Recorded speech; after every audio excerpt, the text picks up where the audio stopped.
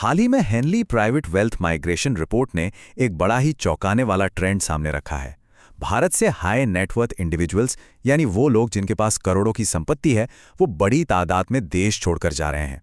तो चलिए आज इसी पलायन के पीछे की कहानी को समझने की कोशिश करते हैं। और ये आंकड़ा वाकई चौंकाने वाला है। एक अनुमान है कि सिर्फ 2025 में यानी अगले ही साल करीब करीब 3,500 करोड़पति भारत को अलविदा कह देंगे। अब देखिए, ये सिर्फ एक नंबर नहीं है ना? ये एक ऐसा ट्रेंड है जो हमें रुक कर सोचने पर मजबूर कर देता है। तो सवाल यही उठता है कि आखिर ऐसा हो क्यों रहा है? इतने सारे अमीर लोग अपना देश क्यों छोड़ रहे हैं? क्या वजह सिर्फ और पैसा कमाना है या फिर कहानी में कुछ और भी पेच है? चलिए आज इन्हीं वजहों की थोड़ी गहराई में उतरते हैं।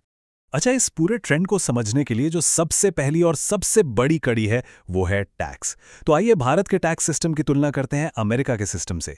क्यों? क्योंकि अमेरिका इन करोड़पतियों के लिए एक टॉप डेस्टिनेशन है और यकीन मानिए दोनों के तौर तरीकों में ना जमीन आसमान का फर्क है।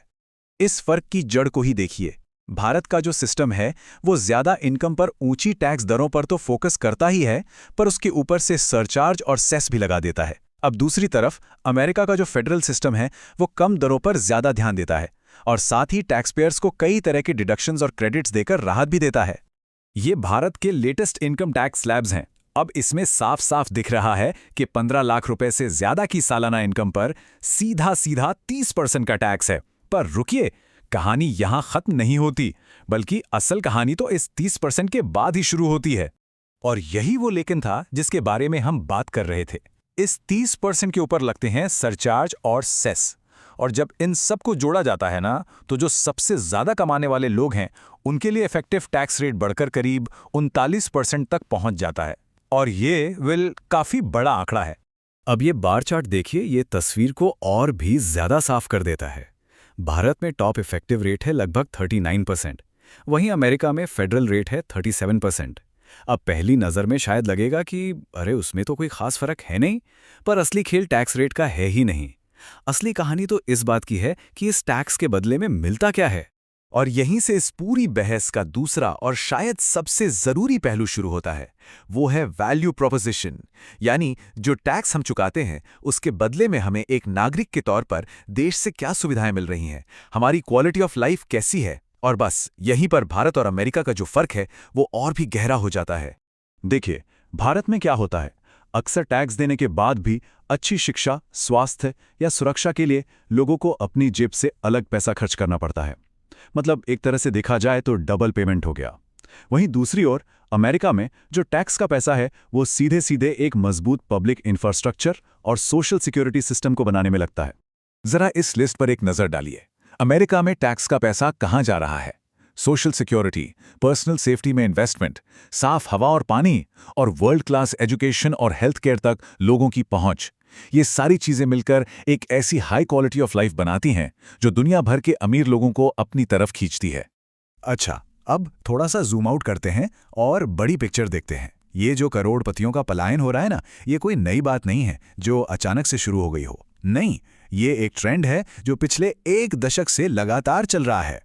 आंकड़े ये बताते हैं कि पिछले 1 दशक में हर साल ऑन एन एवरेज 4,300 करोड़पति भारत छोड़ के चले गए। सोचिए, हर साल।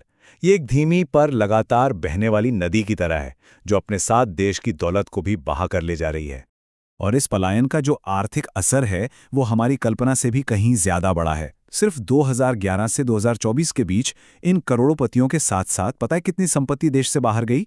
20.6 लाख करोड़ रुपए। जरा एक पल के लिए इस रकम के बारे में सोचिए, ये बहुत बहुत बड़ी रकम है। तो ठीक है, हमने टैक्स की बात कर ली, सुविधाओं की भी बात कर ली, लेकिन ये रिपोर्ट कहती है कि पलायन की जो सबसे बड़ी वजह है ना, वो इन दोनों से भी ज्यादा गहरी है। एक ऐसी वजह जो सीधे सीधे भरोसे से जुड़ी है। और यही इस पूरी कहानी का निचोड़ है। रिपोर्ट साफ साफ कहती है कि पलायन की मुख्य वजह है टैक्स और निवेश की नीतियों को लेकर अनिश्चितता।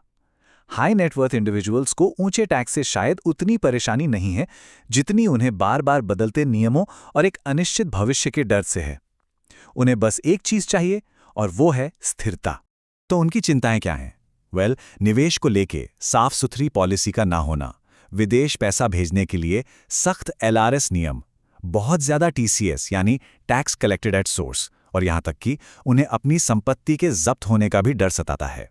अब ये सारी चीजें मिलकर एक ऐसा माहौल बना देती हैं जहां उन्हें अपना पैसा और अपना भविष्य दोनों ही असुरक्षित लगने लगते हैं। तो अंत में हम एक बड़े सवाल पर आकर रुकते हैं। इस मिलियनेयर एक्सोडस को, यानी करोड़पतियों के इस पलायन को रोकने के लिए आखिर क्या किया जाना चाहिए? सरकार ऐसा क्या कदम उठा सकती है कि देश के सबसे अमीर लोग अपना भविष्य और अपनी संपत्ति दोनों यहीं भारत में सुरक्षित महसूस करें और इंडिया की ग्रोथ स्टोरी का हिस्सा बने रहें? ये एक बहुत बड़ा सवाल है और इसका जवाब ढूंढना देश के आने वाले कल के लिए बहुत जरूरी है।